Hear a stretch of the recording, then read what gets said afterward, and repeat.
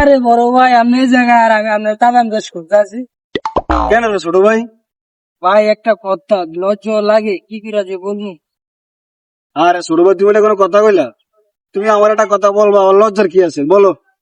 ভাই আমার না 500 টাকা হালত লাগে। তুমি এটা কোনো কথা কইলা? তুমি 500 টাকা আমার কাছ থেকে ধার নিবা, তার লজ্জার কি আছে? এনে শর্মের কি আছে কও? তুমি চাইলে তোমার কোন জায়গা তোমার আমি দিয়ে দিতে পারি। এর লেগে তো ভাই আপনার কাছে আইছি। তো 500 টাকা তুমি কি করবা ছোট ভাই? আসলে ভাই কি করে যে বলবো, আসলে না আমার না গার্লফ্রেন্ড নিয়ে দেখা করার কথা, আমার না 500 টাকা ও আচ্ছা, তাহলে এই বিষয়। আচ্ছা সমস্যা না, যাক, এই কোনো বিষয় না।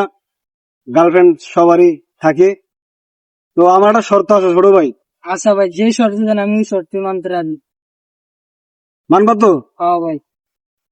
তাহলে তুমি এই বিল্ডিং এর থেকে বিল্ডিং এ লাভ দিয়ে যাইবা, তাহলে তোমার এই 500 টাকা দাব দিই।